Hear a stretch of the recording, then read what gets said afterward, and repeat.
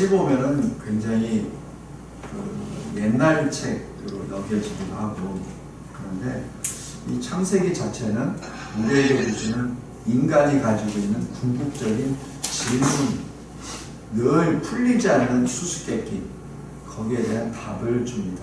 내가 누구지? 나는 무엇을 위해 살지? 나는 어디로 가고 있지? 근데 나는 왜 죽어야 되지? 그럼 죽은 다음에는 뭐가 있지?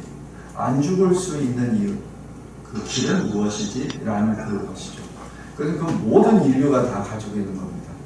뭐 그리스도인이든 아니면은 그리스도인이 아니든 우리가 다 가지고 있어요. 그래서 이 어떤 신학자 같은 경우는 인간이 우상 공장이라고 그렇게 말하기도 하지 않습니까?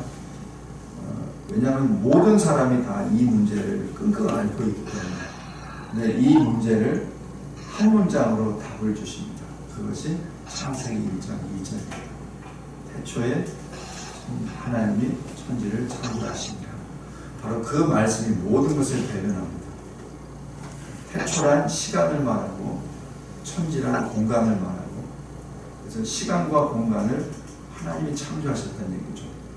그래서 우리는 시간과 공간의 제한을 받는 그 안에 속한 존재이지만 하나님은 그 시공을 초월하신 창조주이기 때문에 우리가 가지고 있는 시간 개념과 하나님이 가지고 계신 시간 개념은 달라요. 하나님은 항상 현재입니다. 우리는 과거, 현재, 미래가 있지만은 하나님에게는 모든 현재예요. 그래서 거기에 붙어있는 하나님의 이름이 신실입니다.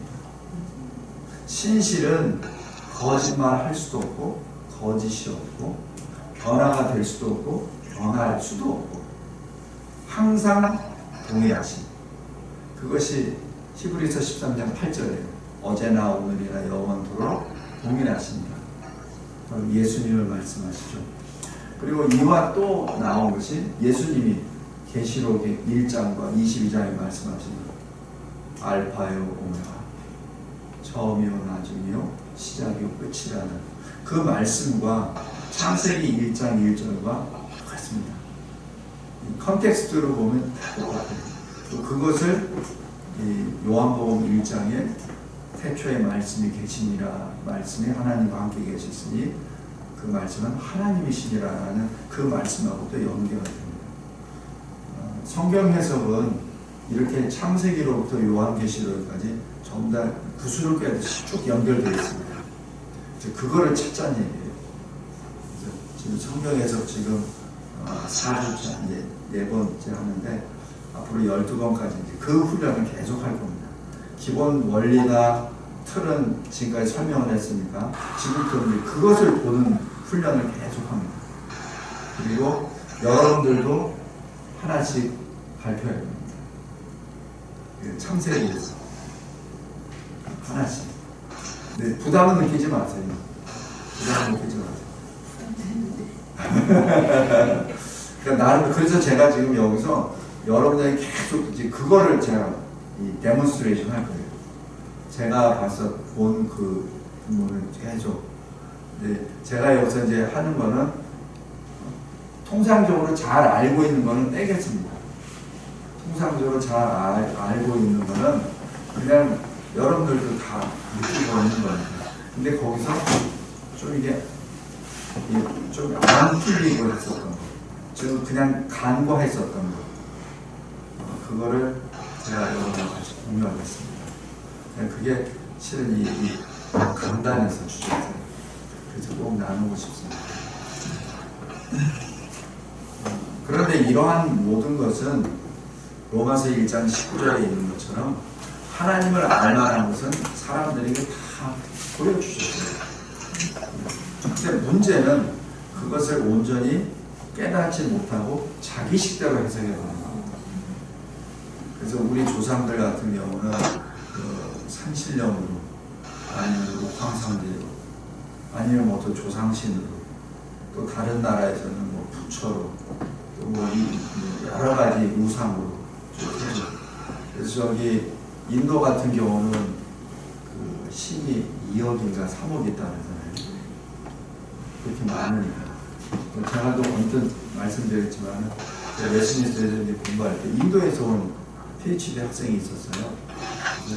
어떻게 전도받아서 됐냐고. 전도된 줄 알고. 원래 자기네들 크리스토인이신데 어떻게 그럴 수 있냐고. 소수지만 있다고. 그래서 그러면 인도 사람에게 전도할 때 뭐가 제일 좋냐고. 전도하기 쉬워요. 왜요? 그랬더니 그리스도를 믿어야 구원을 얻습니다. 아멘. 왜냐하면 그 수억, 2, 3억의 신들 가운데 그리스도라는 신이 있대요. 그러니까 너무 쉬운 거예요. 그러니까 한 사람당 한 5에서 10개 신을 섬기고 있거든요. 건강의 신, 뭐 지혜의 신, 뭐 취직 잘하는 신, 뭐 이런 거, 좋은 가정을 이루는 신, 뭐 이런 거 다 있거든. 애기 신, 뭐 이런 거 다 있거든요. 그러다 보니까 그리스도 믿으라면 아멘하고 믿습니다. 근데 문제는 너무 쉽게 믿고 자기식대로 믿어버리니까 나중에 어떤 시험이나 환란이면 벗어버리죠. 참신앙이 아니죠. 그 얘기를 그 친구가 얘기해 주더라고요. 그래서 인도 사람, 특히 힌두교인들에게 전도할 때는 그것을 알고 전도해야 됩니다. 그걸 모르고 전도할 때는 본인은 전도하고 뭐 열매맺다고 할렐루야 하는데 조금 시간이 지나면 그건 제가 나중에 또 기회가 되면 또 설명을 드리겠습니다. 한 번 죽는다는 거는 모든 인류가 다 알아요. 다 압니다. 문제는 죽음이 왜 왔는지, 그리고 죽음에서 다시 자유함을 얻는 방법은 무엇인지. 근데 보통 사람들은 육신의 죽음만을 생각합니다. 그리고 영에 대한 존재는 전혀 믿지 않는 사람, 그 다음에 좀 믿긴 믿는데 잘못 믿는 사람, 이렇게 구별이 되어 있죠. 이런 모든 것을 다 지금 알리고 있습니다. 그래서 신학적으로 일반 계시, 자연 계시를 통하여 하나님의 존재하심을 다 보여주셨다. 그런데 거기서 구원에 대한 것은 특별 계시, 바로 성경만이 알려주신다라고 그렇게 우리는 믿고 있습니다. 그것은 창조에 대해서 잠깐 보겠습니다. 1장 1절에 태초에 하나님이 천지를 창조하시니라를 이제 묵상하면서 하나님이 왜 창조하셨지? 뭐 심심풀이로? 그런데 왜 창조하신 다음에 왜 그것을 말씀으로 설명해 주셨지? 말씀하실 필요도 없으신 분이? 왜? 거기에 대해서 좀 많이 생각을 하게 됐었어요. 이 창세기 1장 1절, 요한복음 1장 1절 이 말씀을 쭉 보면서 왜 하나님이 굳이 말씀을 하셨을까? 왜 에베소서 1장 한번 보십시오. 에베소서 1장.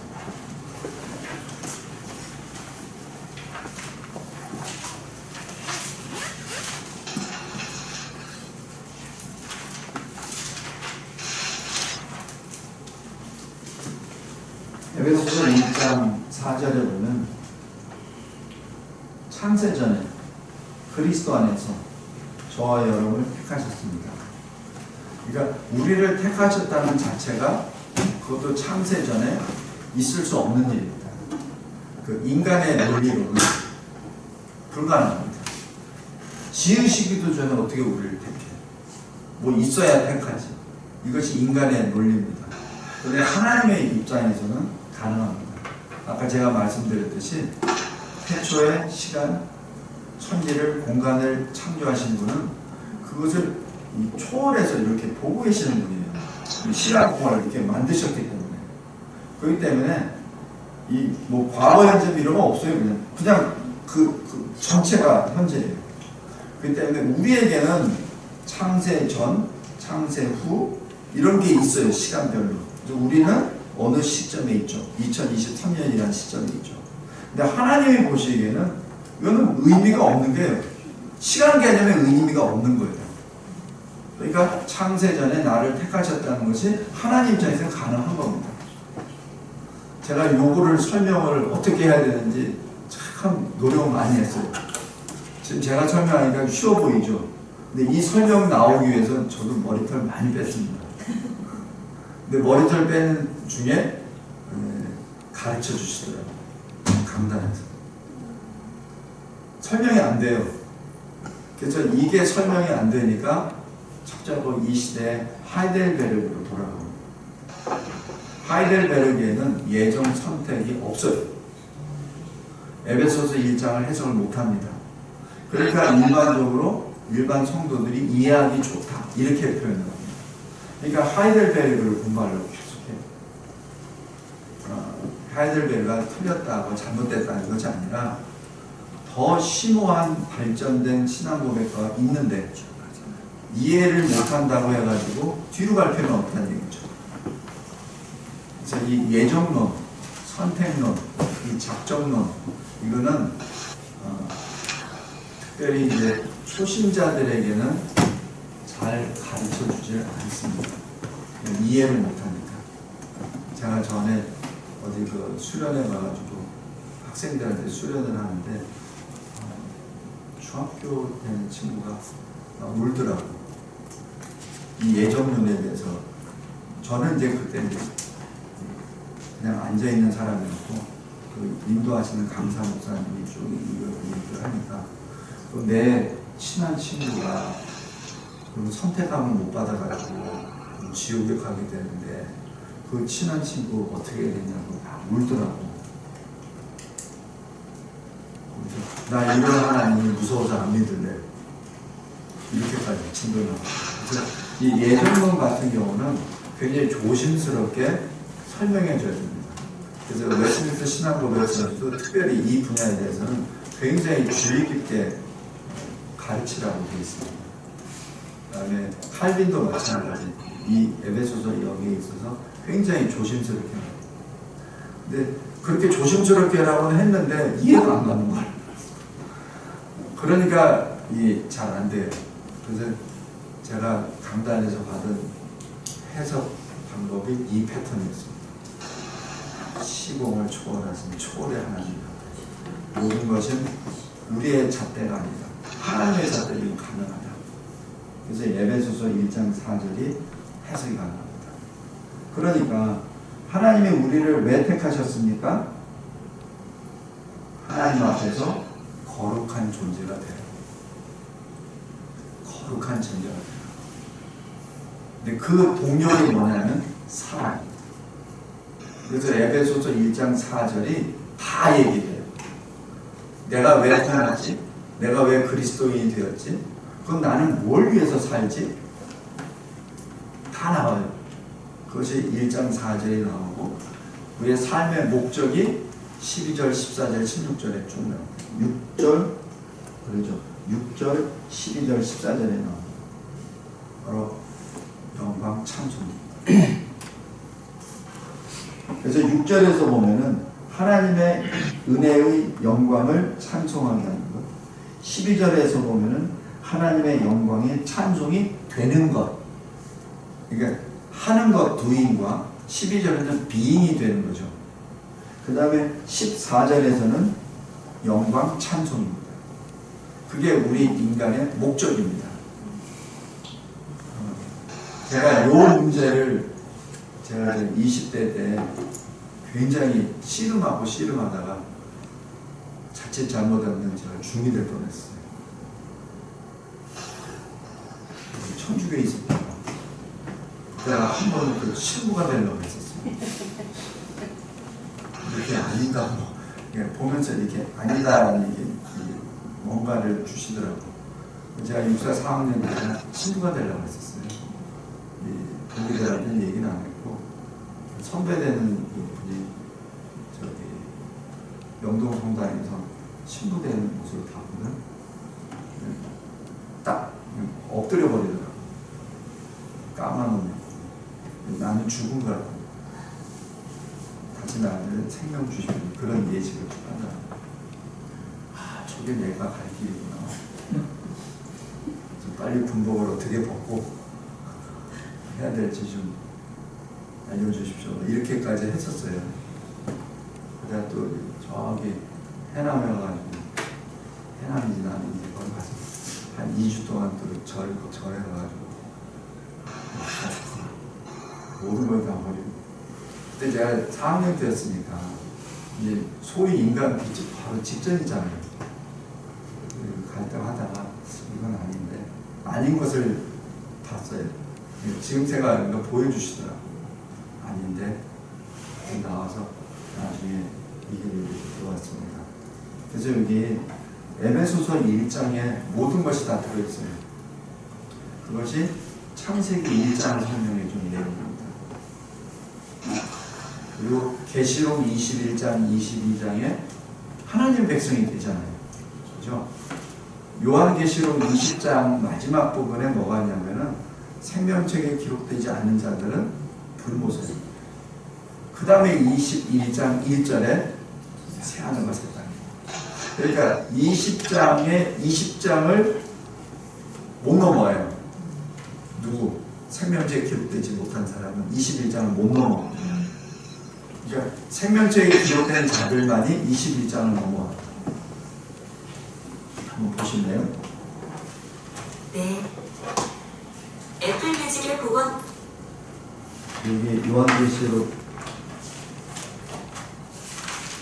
20장 마지막 부분에 보면 누구든지 생명책에 기록되지 못하는 불못에 던져지더라 하고 21장 1절에 새하늘과 새 예루살렘. 그 다음부터는 22장부터는 생명수가 계속 흘러넘치고 생명나무가 이 에덴 동산 창세기에는 생명나무가 하나죠. 계시록 20장에는 생명나무가 한 그루가 아니에요. 굉장히 많아요. 그러니까 이 창세기 1장과 요한계시록 21장, 22장 연결되는 거기에 그 축이 왜 하나님이 창조하셨지? 그리고 왜 그런데 창조의 역사 가운데 뱀을 만드셨지? 항상 의아하게 생각하잖아요. 그리고 왜? 거기에 대한 답이 쭉 나와요. 우리를 거룩하게. 이유? 하나님이 거룩하십니다. 그래서 내가 거룩해야 하나님의 백성이 됩니다. 그래서 하나님은 우리를 통해서 하나님 나라를 세우시기를 원하십니다. 그것이 주기도문이에요. 하나님의 그 나라가 이 땅에서도 하늘에서와 같이 이루어지기를 원하십니다. 그것이 이 땅의 교회요, 성도들요, 그리스도인들입니다. 그래서 아까 말씀하셨듯이 사랑이 거기에 에베소 1장 4절에 사랑 안에서입니다. 그래서 하나님께서 행하시는 모든 것의 시작은 사랑입니다. 왜 말씀을 주셨죠? 사랑하십니다. 왜 우리 인간관계에서도 제일 저한테 무서운 반격이 뭐냐면은 침묵입니다. 우리 이제 부부싸움 많이 해보셨죠? 부부싸움 할 때 서로 막 욕하고 하는 그건 차라리 정이 있으니까 얘기하는. 침묵해버리면은 그거만큼 큰 싸움은 없습니다. 그건 절단이에요. 침묵입니다. 그래서 하나님은 침묵하시는 하나님이 아니세요. 말씀하시는 하나님이세요. 그래서 늘 말씀을 하시면서 그것을 이루어 가십니다. 그래서 창세기 1장 1절도 하나님 편에서 말씀해 주세요. 모세가 창세기를 썼다고 우리는 믿고 있잖아요. 모세가 창세기 창조 역사 때 거기에 있지 않았었습니다. 그러니까 모세도 몰라요. 아브라함도 모르고 아담도 몰라요. 아담도 나중에 이렇게 보니까 세상이 다 만들어진 걸 봤지 만들어진 건 몰라요. 그걸 어떻게 알았냐고. 하나님이 말씀해 주셨으니까 알지. 근데 왜 말씀해 주셨냐는 얘기죠. 사랑하십니다. 요한복음 14장 한번 다시 보겠습니다.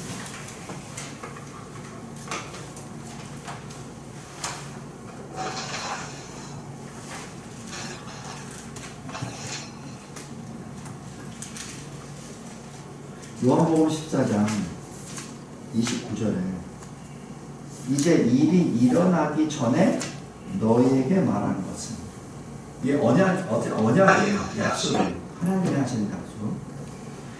일이 일어날 때 너희로 믿게 하려 합니다. 이것이 말씀을 주신 이유입니다. 하나님께서는 항상 말씀을 먼저 해주세요.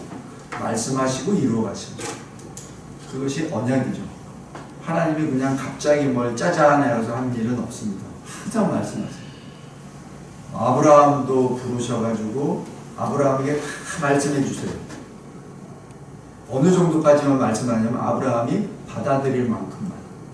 만약에 12장의 아브라함에게 22장의 말씀을 주셨을 때는 아브라함이 도망가 버릴 겁니다. 물론 그 당시에 아들도 없었겠지만 사라를 제물로 드리라 이렇게 하면 하겠습니까? 안 하죠. 네, 그 당시에 받아들일 만한 그 말씀을 주세요. 그 계시가 그래서 점진성이 있다고 얘기하죠. 점진적으로 구체화되죠. 점진적으로. 그래서 이제 뭐 신학적으로 하나님의 언약은 점진성이 있다. 그 다음에 구체화된다. 뭐 이렇게 표현을 하는데 제가 보는 입장에서는 나를 이해하시기, 내가 감당할 수 있을 만큼을 주세요. 내가 감당할 만큼 주시고 내가 좀 성장하면 더 많은 것을 또 주시고, 그래서 성경 말씀을 더 깊이 이해하면 이해할수록 더 하나님의 사랑을 더 깊이 깨닫는 것이죠. 그래서 성경 말씀을 더 많이 깊이 연구했을 때 더 큰 은혜와 역사가 일어난다는 것을 우리가 알 수 있습니다. 그래서 요한일서 4장 16절에 하나님은 누구시냐, 어떤 분이시냐 딱 한 줄로 사랑 이렇게 말합니다. 사도 요한은 별명이 벼락이에요. 천둥입니다. 그만큼 성질이 급한 사람이에요. 굉장히 급한 사람입니다. 그런데 이 사도 요한이 예수를 만날 때는 20세 전이에요. 정확한 나이는 모르나. 그러나 이 요한계시록이나 요한복음서를 쓸 때는 대략 80에서 90세 전으로 봅니다. 그렇다 보면은 사역을, 예수 사도의 사역을 60년간 합니다. 얼추. 그러니까 60년 사역 후에 하나님을 정의합니다.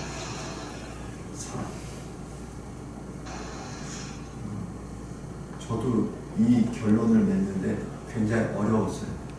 이미 답은 주셨는데도 내 마음이 와닿지가 않는데. 그래서 고린도전서 13장에 보면 마지막 부분에 사랑이 제일이냐라는 그 전에 지금은 너희들이 잘 몰라. 거울을 보는 것처럼 돼. 그러나 그때 가서는 대면하는 것이 될 거야. 아직은 네가 이런 말을 해도 잘 이해 못할 거야. 근데 하늘 천국에 가면은 그것이 무슨 말인지 깨달을 거야.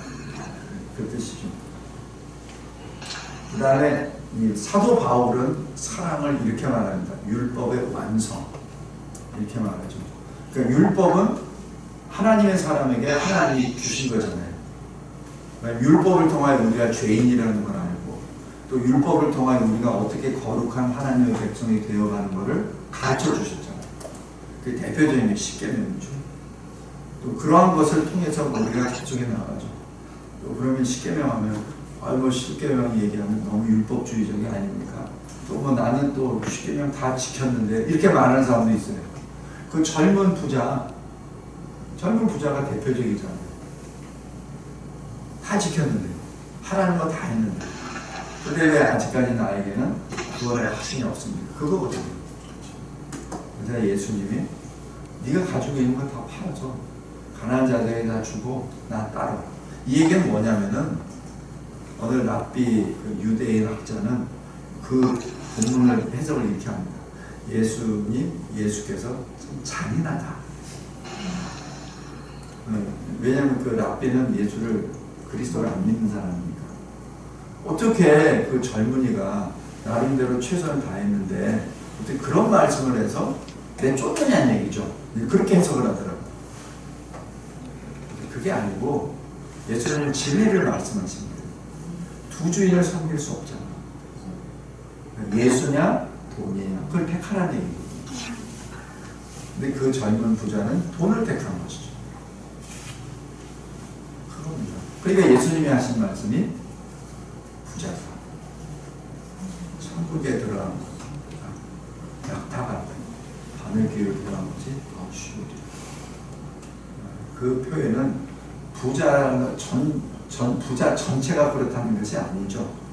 부자 중에서도 하나님을 먼저 우선하시는 부자들 있어요.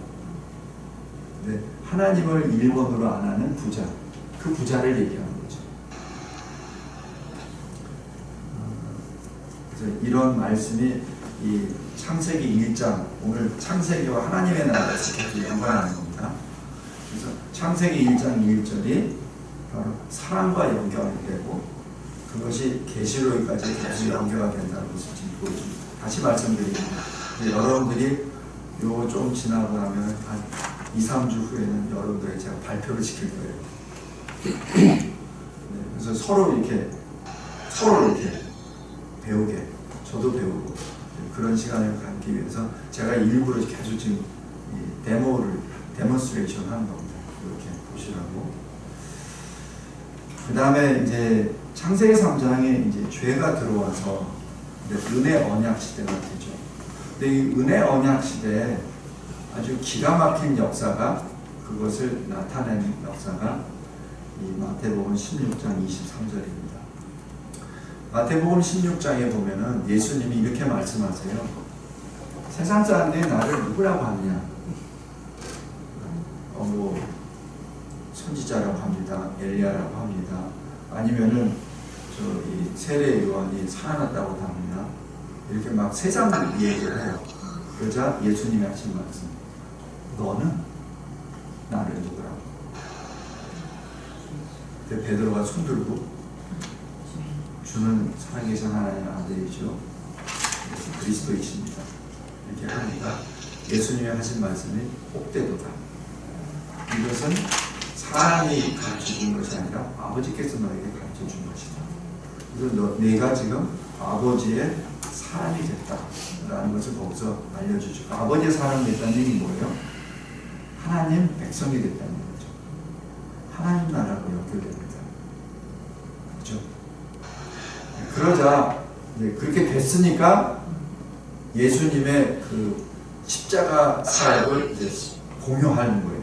이제 이만큼 그릇이 됐으니까, 그죠? 신앙 고백의 그릇이 됐으니까 내가 이 세상에 와서 어떻게 구원을 성취할 것인지를 이제 알려주시는 거예요. 딱 알려주니까 뭐예요? 절대 그럴 수 없습니다. 절대 그럴 수 없습니다. 그러다 주님이 하신 게 사탄아 내 뒤로 물러가라. 여기서 이 사탄은 베드로가 아닙니다. 저도 베드로인 줄 알고 그렇게 해석을 하고 했었습니다. 오늘 이 강단에서 주시는 감동은 베드로가 아니라 사탄 그 자체입니다. 사탄이 베드로의 영안을 가려버린 거죠. 영안을 가려버린 겁니다. 사탄이 어떻게 베드로의 탐심을, 교만을 작동시킨 거죠. 왜냐하면 내가 이 정도인데, 내가 하나님의 백성이 됐는데, 내가 예수가 누구라는 것을 내가 알 정도 돼서 예수님이 나를 인정해 주셨는데, 그러니까 거기에 예수님의 십자가 대속의 사역에 자기가 거기서 슬쩍 펜을 듭니다. 그거는 잘못된 거야. 교만. 그게 아주 미묘합니다. 이 귀신의 말이 옛된 이 사탄의 역사는 진짜 종이 한 장 차이도 안 됩니다. 그래서 우리가 뭐 잘 이루어지잖아요. 형통함을 받잖아요. 그럼 그때가 바로 사탄이 들어올 때입니다. 그때 사탄이 들어올 때.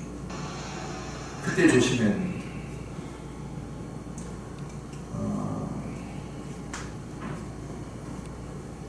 제가 어떤 그 분하고 얘기를 해보니까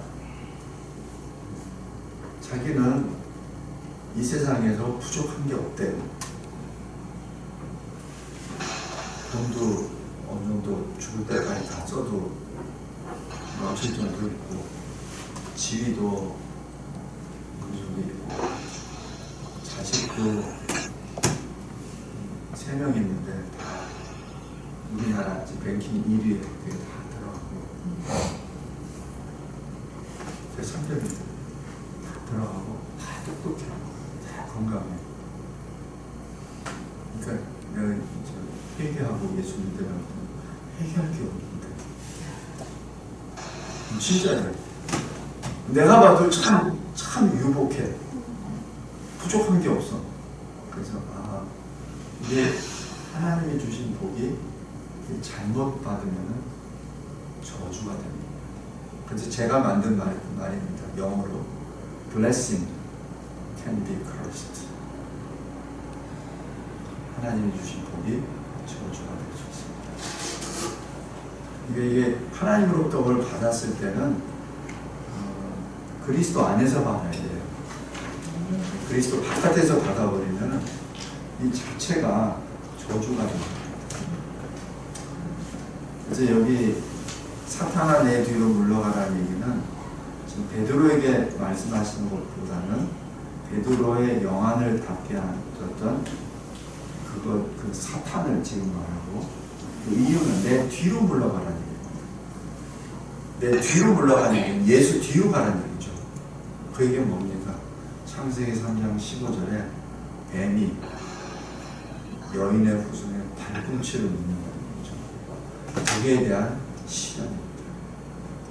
너는 내 사랑하는 베드로를 공격하지 말고 내 뒤에서 창세기 3장 15절에 있는 것처럼 내 발뒤꿈치를 놓아. 내가 이 일을 행하러 이 땅에 왔노라. 그 선언입니다.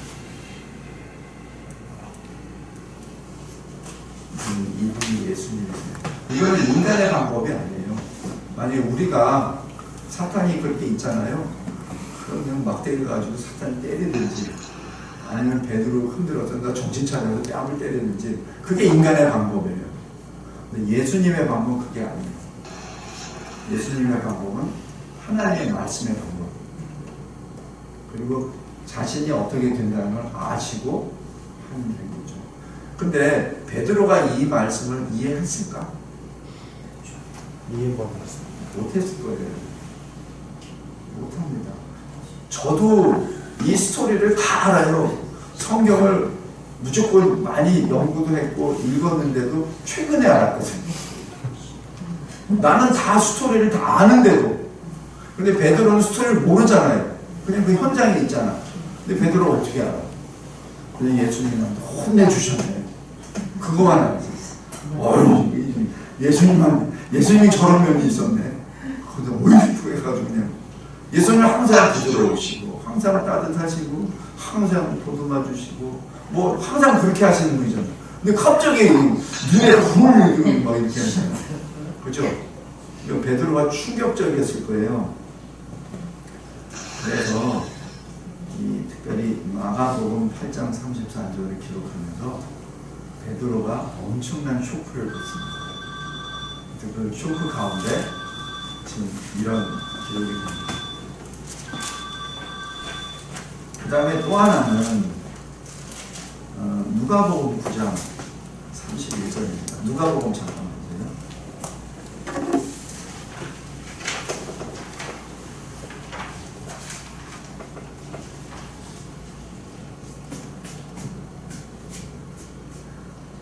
누가복음 9장 28절부터 이 변화산 사건이 쭉 나오죠.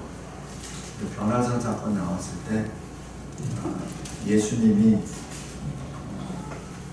모세와 엘리야를 만나고 거기서 말씀을 하십니다. 이 변화산 사건의 이 사건에 유독 이 누가복음에서만 이런 말씀이 기록되어 있고, 이 마태 마가복음에서는 이런 말씀이 없어요. 다시 얘기해서 그 당시에 올라갔었던 사도들 베드로, 야고보, 요한 사도는 자고 있었습니다. 그러니까 이 내용을 알 수가 없어요. 자고 있었습니다.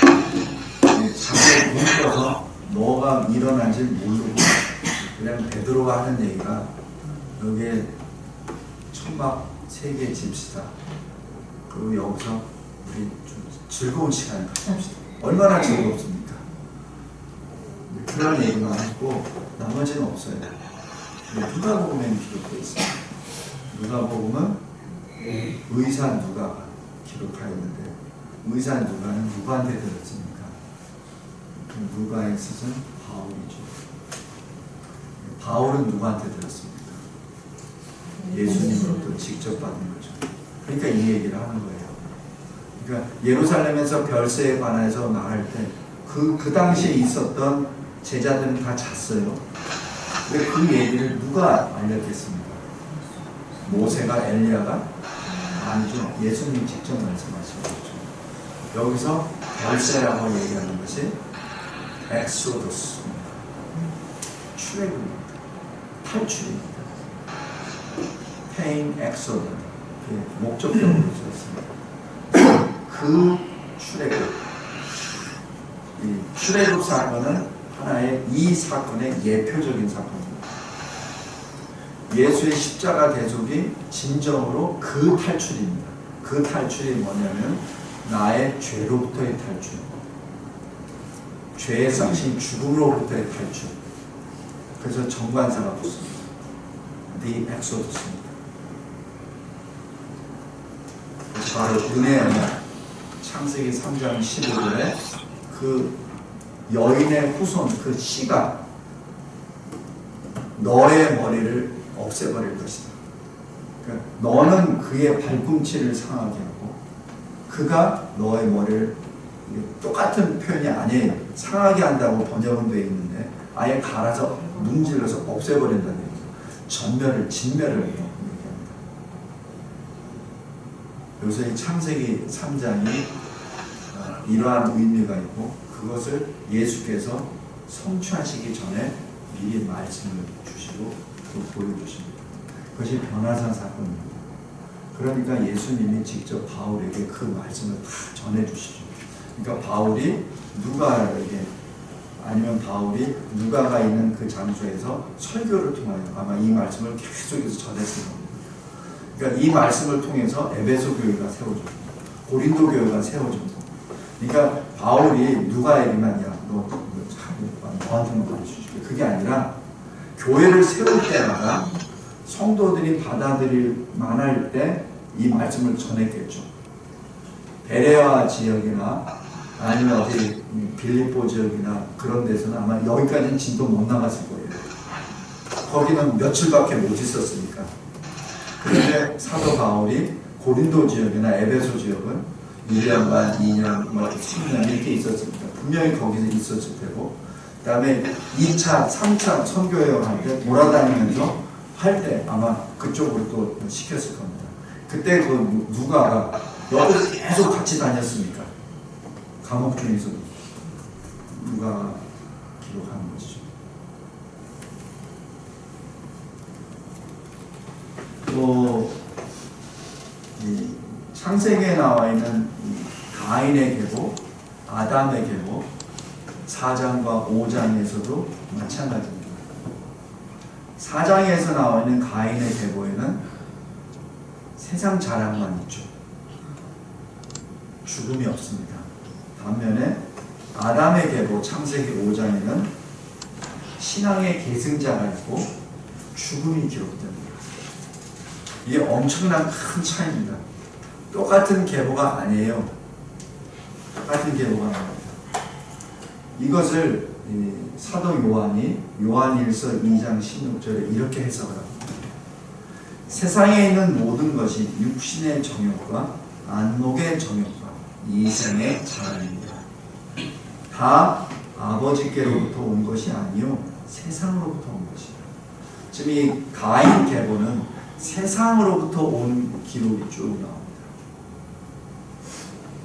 그러나 아담 계보는 세상으로부터 온 것이 아니라 아버지께로부터 온 그 그 계보와 그리고 신앙을 쭉 기록하게 되죠. 오늘 지난번에 제가 설명을 드렸기 때문에 저는 여기까지만 하겠습니다. 그 다음에 창세기 3장 4장에 쭉 보면은 죄의 결과 그 비참한 역사가 쭉 기록됩니다.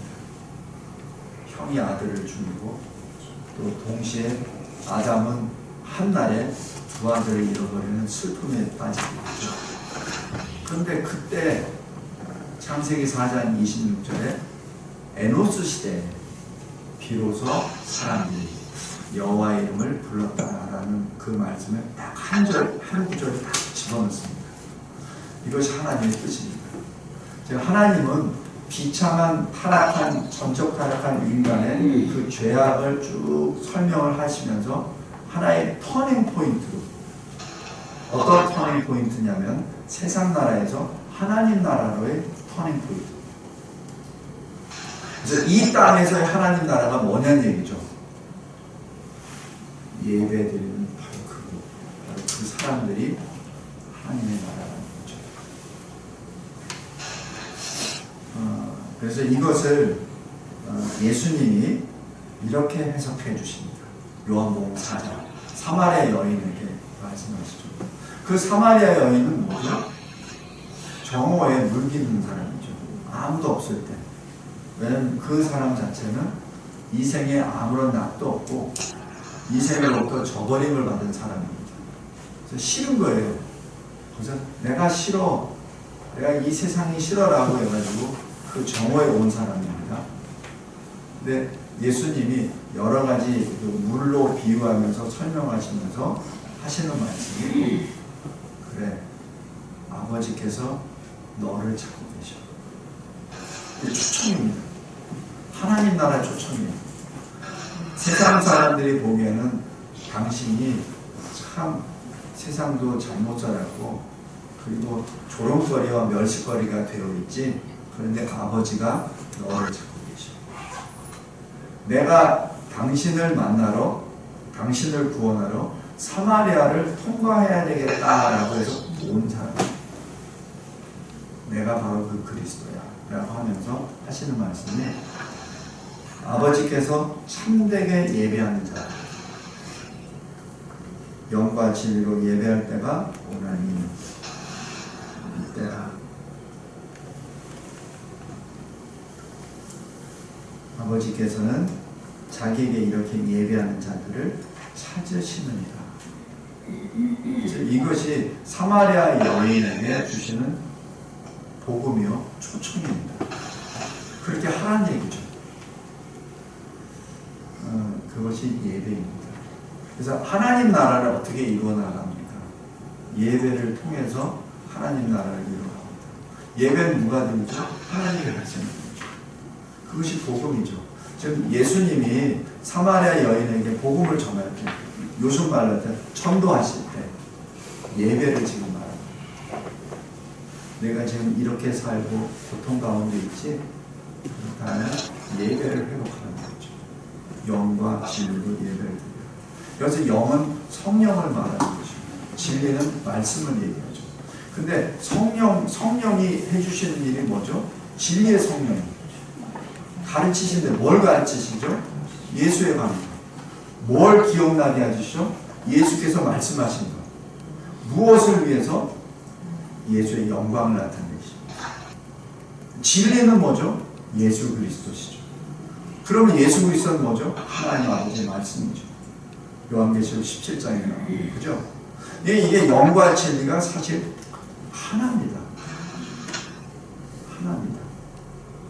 그 하나를 가지고 예배를 드리라는 얘기죠. 그래서 이 종교개혁했던 우리 믿음의 선진들이 말씀으로 돌아가라, 말씀으로 예배를 드려라 하는 얘기가 바로 여기 있습니다. 그래서 우리가 성경을 연구하는 이유도 여기에 있고, 북한에 문이 열렸을 때 들어갈 때 우리의 진리의 깃발은 성경입니다. 다른 어떤 신학이 아니에요. 신학은 우리가 성경을 해석하는 보도 죄르지.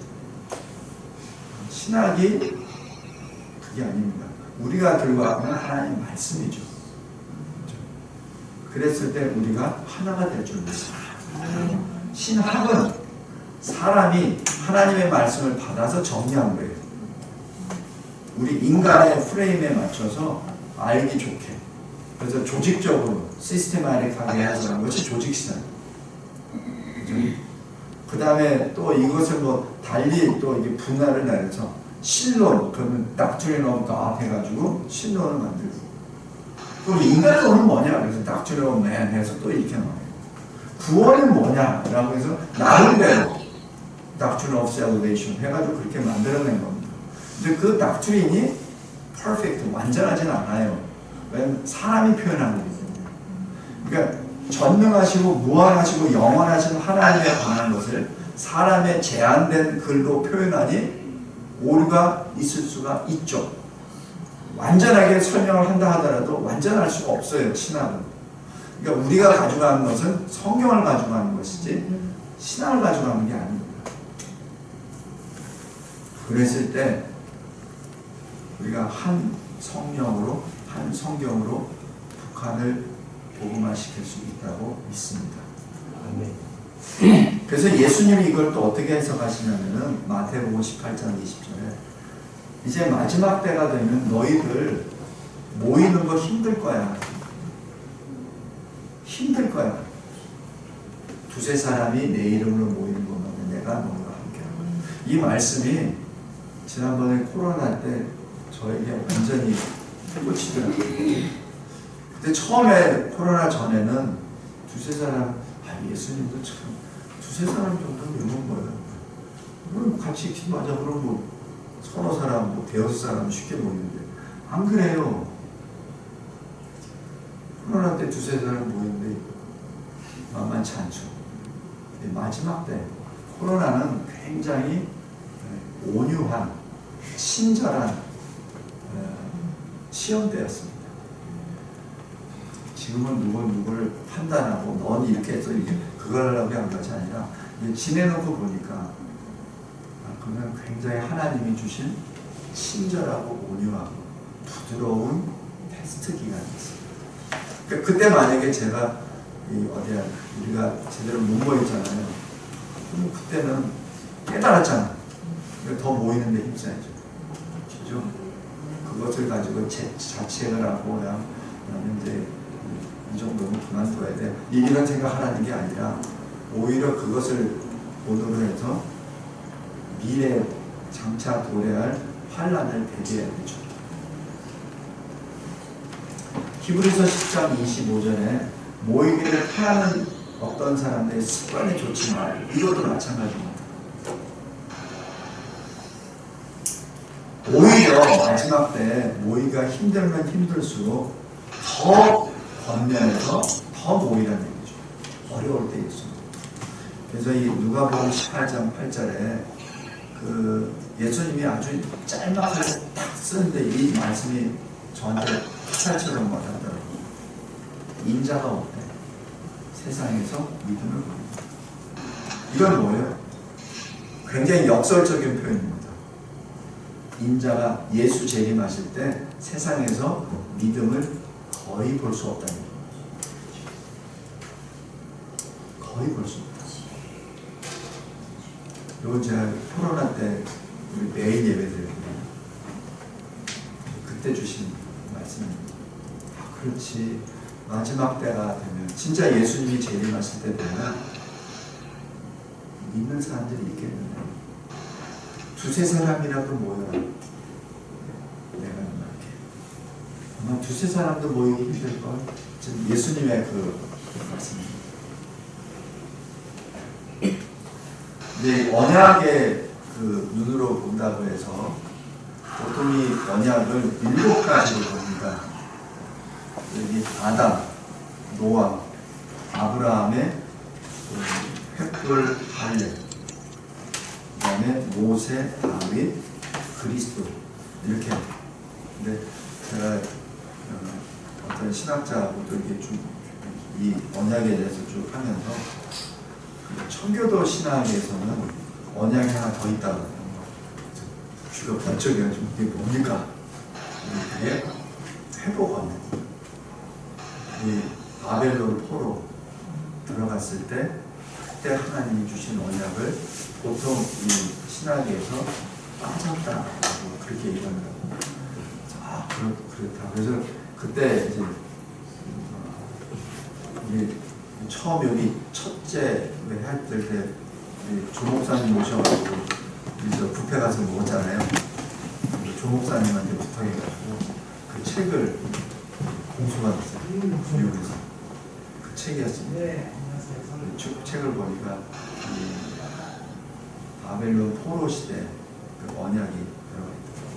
그래서 지금 8개로 봤습니다. 그래서 아란 언약은 은혜 언약의 시작이고 여인의 씨, 후손, 그리스도를 대망하는 거죠. 이 노아 언약은 창조 질서의 유지입니다. 그래서 이 창세기 1장 28절에 생육하고 번성하고 충만하라 다스리라는 그 말씀을 창세기 9장에 이 홍수 이후에 똑같은 말씀을 주십니다. 생육하고 번성하고 충만하라. 대신에 다스리라는 것이 없어졌습니다. 다스릴 수 있는 능력을 상실해버렸기 때문에 대신에 어떻게 하죠? 사냥꾼이 되죠. 잡아서 먹어라. 내가 너의 손에 줄 테니까 대신에 피채 먹지 말라. 그렇게 하면서 정결한 짐승, 부정한 짐승을 구별을 시켜주시죠. 그 다음에 아브라함의 언약 첫 번째 이 횃불 언약은 창세기 15장에 그 쪼갠 고기 사이로 횃불이 지나가죠. 지나가면서 그 언약을 시행하시고 언약을 지키시는 분은 아브라함이 아니라 하나님이시라고. 그래서 거기에 대한 것이 신약시대 성찬식하고 연결됩니다. 이 빵을 떼고 이는 내 몸이니라. 그래서 그 몸이 찢어지면서 새로운 살길, 히브리서 10장 그 길을, 새로운 살길을 열어주시죠. 이것이 고린도전서 11장에 사도 바울이 주님으로부터 받은 성찬식의 내용입니다. 이는 내가 주께로부터 받은 것이니 라고 얘기하면서 쭉 설명합니다. 왜냐하면 그 최후 만찬이라고 얘기하는 성찬식 할 때는 바울은 없었어요. 이게 주님한테 직접 받은 겁니다. 이게 고린도전서 11장에 직접 받았다 이렇게 말합니다. 그러면서 성찬식을 쭉 설명을 하는데 그것이 바로 횃불 언약. 그 다음에 창세기 15장에 나와 있는 횃불 언약을 하면서 이 출애굽의 말씀을 예언해 주시죠. 그래서 너희 후손들이 400여 년 동안 다른 나라에 가서 종살이할 것이다. 그리고 내가 그들을 건져낼 것이다. 라는 것이 언약을 같이 들어가면서 출애굽하고 연결됩니다. 그 다음에 아브라함의 언약 두 번째 할례 언약인데 창세기 17장에 이 포피를 떼나라는 것에 굉장히 의미가 큽니다. 남자 같은 경우에는 하루에 화장실 갈 때마다 봐요. 그러니까 그게 뭐냐면 하나님의 언약을 항상 기억하는 거예요. 내 몸에 있으면서 생리적인 활동에서 자유한 사람이 어디 있습니까? 살아있는 동안에는 계속 생리활동을 하죠. 그거 할 때마다 계속 보라는 거예요. 그만큼 이 할례가 그만큼 중요한데 여기서 이 역사를 출애굽 4장에서 이 여리고 성을 공격하기 전에 가장 먼저 하는 것이 할례입니다. 참 아이러니합니다. 적진에 가서 이 여리고 성은 그 자료 현재 존재하는 성이 아니기 때문에 제가 자료를 보면 이중 벽으로 되어 있고 벽이 이중으로 되어 있고 벽과 벽 사이에 위에 다닐 수 있는 어떤 그 굉장히 넓은 도로 정도가 되어 있고 그 다음에 여리고 성 자체가 이 평지에서 이렇게 세워졌기 때문에 그 당시 무기 체계로는 공격할 수가 없대요. 그 정도가 되니까 이거는 난공불락입니다. 근데 그 앞에서 뻔히 보이는 데 앞에서 할례를 한다? 할례를 하면 어떻게 됩니까? 남자들이 못 움직이죠. 정상적으로 행동 안 하면 2주는 지나야 돼요. 2주 지나도 좀 꺾어요. 근데 그 앞에서 대놓고 할례를 한다? 그럼 죽으라는 거거든요. 근데 여기서 참 그 이스라엘의 믿음을 봅니다. 순종이에요. 누구도 반론 제기 안 합니다. 아마 우리에게 그렇게 얘기하면 반론 바로 제기할 거예요. 말이 많죠. 뭐. 역사 뭐 작전적으로 분석해서 이게 그때니까 이렇게 하겠죠. 근데 거기 보면 전혀 노 코멘트입니다. 왜 그럴까요? 요단을 건넌 직후 그 사람들은 광야 2세대, 광야 1세대는 두 사람만 다 죽었죠. 2세대입니다. 새로운 리더십에 의해서 하나님의 말씀을 지시를 했을 때 다 순종합니다. 그것이 이제 할례 언약을 하면서 거기서 설명을 해주세요. 수치를 제거합니다. 수치를 제거하는 것입니다. 그러면서 이것이 그리스도와의 연합을 의미하는 세례와 연결. 그래서 세례를 할 때는 물론 죄를 씻잖아요. 그러니까 할례를 통해서 내 수치를, 죄를 떼내는 그러한 것과 연결합니다. 제가 여기서 개발적으로만 설명드리고 그 다음에 좀 세부적으로 또 들어갑니다. 모세 언약은 우리가 잘 알듯이 율법을 받죠. 근데 율법을 받은 것으로만 언약이 되는 것이 아니라 순종까지 들어갑니다. 율법 받으면 뭐합니까? 순종하지 않으면 의미가 없죠. 근데 이 모세의 그 40년 그 광야 행진을 하면서 모세가 죽을 뻔을 많이 하죠. 특히 자기 동족으로부터 많이 죽음을 할 때 모세가 그때마다 하는 게 뭐죠? 딱 한 번 화를 내고 대리면 대 전부 다 땅에 엎드립니다. 근데 딱 한 번 화를 내죠. 반석을 집어 때리죠. 그것 때문에 모세는 요단을 못 건넙니다. 그것이 인간의 한계입니다. 모세가 뭘 잘못했다는 그것보다는 그 인간의 한계예요. 그래서 이 하나님 나라, 하나님 집의 종이라고 표현하죠. 예수는 아들이라고 표현합니다. 히브리서 그래도 모세만한 인물이 없죠. 모세처럼 대면에서 하나님이 대면에서 하신 말 그런 친구 같은 사람은 없다 이렇게 따지고. 그 다음에 다윗 언약. 다윗 언약은 우리 잘 알듯이 사무엘하 7장에 나와 있는 너의 보좌가 영원토록 있으리라 하는, 그래서 하나님 나라가 그렇게 영원토록 할 것이라는 것을 설명을 해줍니다. 오늘은 그 보통들 언약은 거기까지만 해요. 그래서 그것이 그리스도로 연결된다 이렇게 하는데 그것이 세부적으로 어떻게 연결되는 걸 잠깐 보겠습니다. 사무엘하 15장입니다.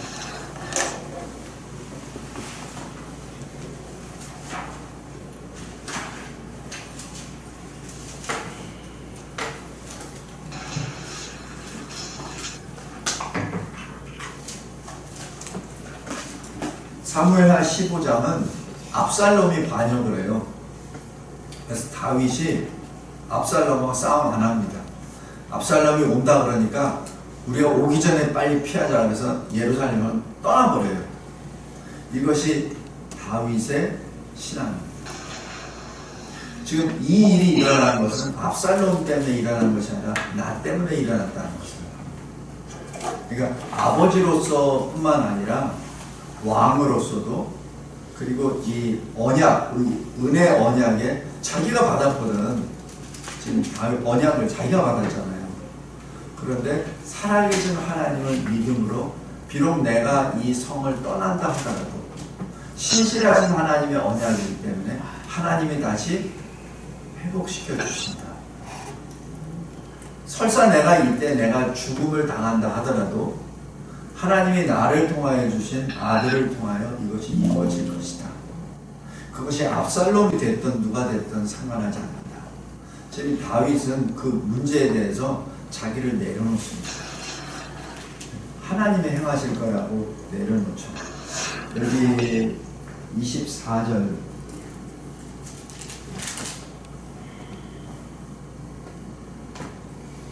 23절 보면 다윗이 이렇게 이제 떠나니까 온 땅 사람이 큰 소리로 웁니다.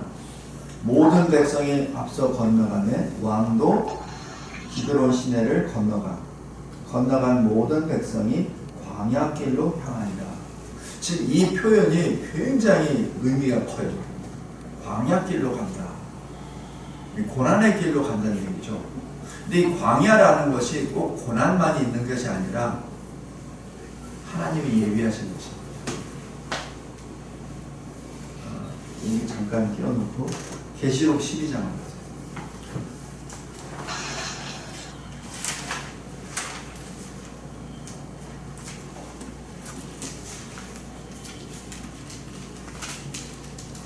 계시록 12장 6절 14절 그 여자가 광야로 도망가니 옛된 마귀의 사탄으로부터 도망갑니다. 거기서 1260일 동안 그를 양육하기 위하여 하나님께서 예비하신 곳입니다. 그래서 고난의 장소가 실은 하나님이 예비하신 곳이에요.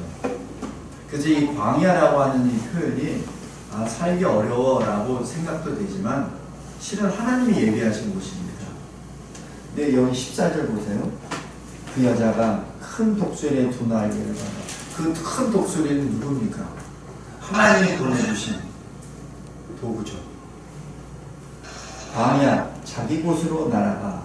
이 광야가 어떤 곳이냐면 자기 곳입니다. 자기가 거할 곳이에요. 그곳에서 뱀의 낯을 피하여 한때 둘때 반때를 양육받더라라고 표현합니다. 무엇을 의미합니까? 잠시 뱀의 낯을 피해서 한때 둘때 반때 정해져 있는 그 하나님의 그 기간 동안에 하나님의 군사로 거기서 다시 일어난다는 얘기입니다. 지금 다윗이 지금 이 자기 아들 압살롬에 의해서 지금 이 예루살렘 성에 나올 때 그 심정이에요. 그러니까 지금 백성들이 왜 광야 길로 향하죠? 왕은 가니까. 왜 왕은 광야 길로 가죠? 그것이 하나님의 뜻이니까. 압살롬과 싸움 안 합니다. 그대로 가죠. 이때 24절 보세요. 사독과 그와 함께 모든 레위 사람도 하나님의 언약궤를 메어다가 하나님의 궤를 내려놓고 아비아딸도 올라와서 모든 백성이 성에서 나오기를 기다립니다. 이게 뭡니까? 지금 언약궤라고 얘기하는 하나님의 임재죠. 그러니까 다윗이 가는 곳에 언약궤도 가야 된다는 얘기입니다.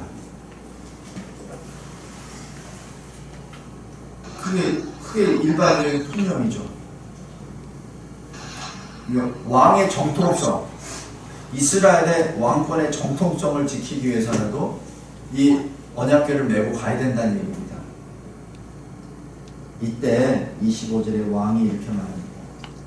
보라, 하나님의 궤를 성읍으로 도로 메어가라. 이게 다윗 언약의 순종입니다. 왜 언약궤를 자기의 도구로 사용하지 않는다는 얘기입니다. 나중에 여기 그 사울 때 왜 언약궤 가지고 이기려고 애를 쓰잖아요. 이 다윗은 하지 않아요. 언약궤를 자기의 도구로 사용하지 않습니다. 그러지 않아요. 만일 내가 여호와 앞에서 은혜를 받으면 그는 나를 인도하사 내게 그 궤와 그 계신대를 보이시리라. 이게 다윗 언약에 대한 순종입니다. 그래서 제가 이 본문을 이제 여기서 설교하면서 제가 쭉 강의설교를 쭉 해왔습니다. 이 15장에서 굉장히 많은 은혜를 받았습니다. 아, 다윗이 이 정도 신앙이 아니라, 만약에 내가 다윗이라면 자동적으로 언약궤 가져와. 아, 그래야 백성들도 민심이 집중되잖아. 저 압살롬은 반역자고, 비록 내 아들이지만 내가 좀 교육을 잘못시켜가지고 이렇게 됐고. 그래서 보통들 이렇게 얘기하잖아요. 보통 세상 왕들은 아들이 됐건 손주가 됐건 무조건 다 없애버리잖아요. 그죠? 인류 역사를 쭉 보십시오. 뭐 부모 형제 없잖아요. 왕이 되면 다 죽여버리잖아요. 근데 다윗은 안 그렇습니다. 언약궤도 그대로, 계시는 곳에 그대로 자기만 나옵니다. 하나님의 뜻이라면 내가 이 언약궤를 다시 볼 수 있게 되느냐. 그것이 다윗 언약에 대한 순종입니다. 그리고 여기에 대해서 30절 보십시오. 다윗이 감람산 길로 올라갈 때 그의 머리를 그가 가리고 맨발로 울며 가고 그와 함께 가는 모든 백성들도 각각 자기의 머리를 가리고 울며 올라가니라. 이게 뭐예요? 회개입니다. 즉 다윗은 자기가 밧세바를, 우리아를, 이를 통해서 내가 범한 그 죄에 대한 철저한 자복이요, 회개하며 지금 머리에 재를 뿌리는 그런 심정으로 지금 그렇게 왕이면서도 맨발로 그 산을 올라갑니다. 그것이 다윗의 신앙입니다. 이게 하나님이 주신 언약 앞에 보통들 하나님이 언약을 받았으면 내가 언약 받았으니까 내가 그냥 하면 되지 이렇게 나가요. 근데 다윗은 그게 아니에요. 철저하게 자기를 회개합니다. 그리고 백성들 앞에 철저하게 자기 수치를 다 드러냅니다. 얼마나 수치스러워요. 왕이 맨발로 머리 풀고 올라가고 백성들이 자칫하면 비겁하게 아들 돌리면 엉망이잖아요. 근데 그렇게 합니다. 그때 백성들이 똑같이 왕과 같은 모습으로 들어가죠. 이때 하나님의 역사입니다. 32절부터 어떤 사람이 다윗에게 알리되, 이것은 다윗에게 누가 보고한 거죠. 압살롬과 함께 모반한 자들 가운데 아히도벨이 있나이다 하니 다윗이 이르되 여호와여 원하건대 아히도벨의 모략을 어리석게 하옵소서. 딱 한마디 기도합니다. 한마디. 왜냐하면 아히도벨의 그 계략에 의해서 지금 압살롬이 움직이니까 그 계략이 어리석게 되게 해주세요. 딱 기도 딱 한마디 하자마자 32절에 이렇게 합니다. 다윗이 하나님을 경배하는 말을 어떻게 이를 때, 아까 여기 머리를 풀고 맨발로 간다는 그 자체를 하나님을 경배한다라고 표현합니다. 그죠? 하나님을 경배하는 말을 어떻게 이를 때에 아랫사람 후세가 옷을 찢고 흙을 머리에 덮어쓰고 다윗을 맞으러. 이게 응답입니다. 이게 하나님의 응답이에요. 나중에 이게 후세가 아히도벨의 계략을 무산시켜버렸잖아요. 그죠? 그리고 압살롬이 죽죠. 이게 기도 응답입니다. 그래서 제가 이 본문을 보면서 소름이 쫙 끼쳤어요. 그냥 설교 준비를 이렇게 좀 해왔는데 이 국면이 너무 확 와닿더라고요. 그러니까 하나님 앞에 내가 진정으로 회개하고 모든 것을 하나님의 손에 맡기고 내려놓으면은 하나님이 그 즉시로 응답해 주신다. 또 그 즉시로 응답이 안 되더라도 하나님의 방법으로 응답해 주신다. 이 다윗 언약의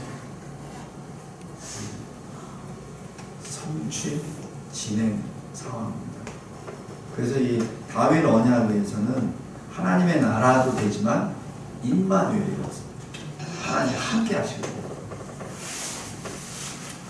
그 다음에 예레미야 언약은 솔직하게 연구를 잘 못했습니다. 제가 그냥 이름을 붙여봤어요. 예레미야 언약. 예레미야가 70년 포로 남에 너희들을 다시 회복시켜주겠다는 하나님의 약속을 해주시잖아요. 그죠? 그 말씀을 나중에 다니엘이 기억하고 다니엘이 기도하는 거죠. 다니엘이 9장에서 그 기도를 하니까 천사가 바로 오죠. 천사가 올 때 어떻게 오냐면 네가 기도할 때쯤에 나 가라고 말씀하신다. 네가 이걸 먼저 기도하려고 할 때 내가 보냄을 받다라고 그렇게 했어요. 그러면서 바벨론 포로 70년이 회복되는 역사를 이루어지죠. 제가 이 예레미야 언약을 좀 보면서 북한을 다시 생각해 봤습니다. 70년이 지났잖아요. 70년이 지났잖아요. 근데 왜 아직까지 거기에서 주시는 답은 네가 준비가 안 됐잖아. 다니엘은 준비가 됐었어. 다니엘은 어느 정도 준비가 됐냐면은 자기가 사자굴에 빠질 거를 아멘으로 받고 하던 그대로 예루살렘을 향한 창문을 열고 하던 그대로 하나님께 감사 예배와 기도를 드립니다. 하던 그대로.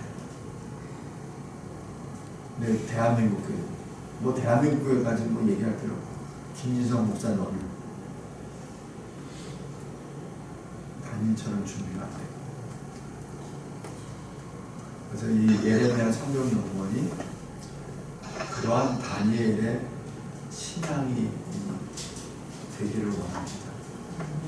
단순히 성경 연구로 끝나는 게 아니라 다니엘의 신앙으로 우리가 무장이 됐을 때 주님이 70년을 끝내주시죠. 제가 이건 제 개인의 혼자만이 아니고 탈북 목회자들이나 이런 분들하고 몇 번 이렇게 얘기를 하다 보니까 내가 준비가 안 됐구나. 내가 준비가 좀 크게 얘기하면 대한민국 교회가 아직 준비가 안 됐구나. 저 북한에 있는 지하교회 성도들은 지금 준비가 돼 있어요. 돼 있습니다.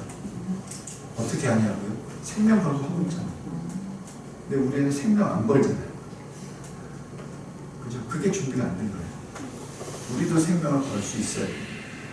그래야 허튼 돈을 자꾸자꾸 주어서 김정일 정권 유지하는데 그렇게 영적으로 무딘 사람이 돼가지고 어떻게 지하교회 성도들하고 손을 잡아요. 손 잡으려고 하면 떠나버리지. 믿지 못하겠네. 아니, 똥하고 된장도 구별 못합니다. 그 사람은 어디에 숨어요? 십자가만 들고 왔다고? 성경만 들고 왔다고? 아니죠. 행함이 없는 믿음은 죽은 거잖아요. 그죠? 행함도 없는데 어떻게 같이 손을 잡아요? 지금 그래서 우리 성경 연구를 할 때 우리 자신을 돌아보고 우리 스스로가 변화돼야 되는 그런 시간이 되길 바랍니다. 그 다음에 이제 새 언약만 하고 잠깐 쉴게요. 새 언약은 언약의 완성입니다.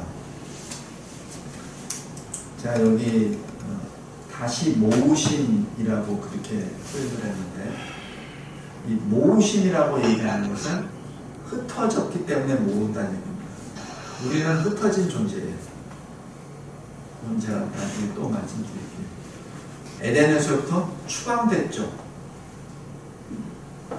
동방으로 계속 가죠. 바벨탑에 있다가 또 흩어지죠. 계속 흩어짐의 역사입니다. 그러나 하나님이 11장에서 흩어짐과 12장에서 아브라함을 통해서 다시 모으십니다. 그 다음에 이 출애굽에서 또 다시 또 모으세요. 그 다음에 다시 이스라엘이 죄악을 범하기 때문에 바벨론을 또 흩어버리십니다. 아수르를 흩어버리시죠. 다시 회복해서 다시 모으십니다. 그 역사예요. 근데 나중에 사도행전 2장에 다시 모으시죠. 성령 강림으로. 각 나라에서 온 사람들이 자기 나라 말로 성령의 역사를 다 이해하게 되죠.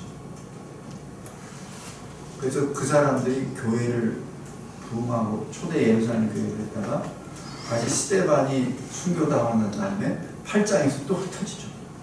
거기서 이렇게 표현합니다. 흩어진 자들이 복음을 전하라. 그래서 가는 곳마다 어떻게 되죠? 다시 불러 모으죠. 교회를 통하여 하나님의 역사를 다시 모으죠. 그 역사가 선교의 역사. 거기에 대한 그 완성이 새 언약, 그리스도의 언약이죠. 그래서 하나님과 자기 백성의 연합, 이것이 하나님 나라입니다. 왜냐하면 자기 백성이 하나님 백성이 됐으니까. 그러면 아까 왕, 하나님 백성, 영토가 있잖아요. 그래서 이 땅에서 그 영토란 그 천국이고, 이 땅에서의 하나님 나라는 교회를. 그래서 제가 여기 표현을 구속 성취와 구속 완성이라고 표현했는데, 성취는 accomplishment입니다. 그래서 십자가에서 내가 다 이루었다 하시는 그 선언으로 accomplish가 된 거죠. 대신에 consummation, 완성은 예수 재림으로 완성됩니다. 지금부터 약 45분까지 쉬겠습니다.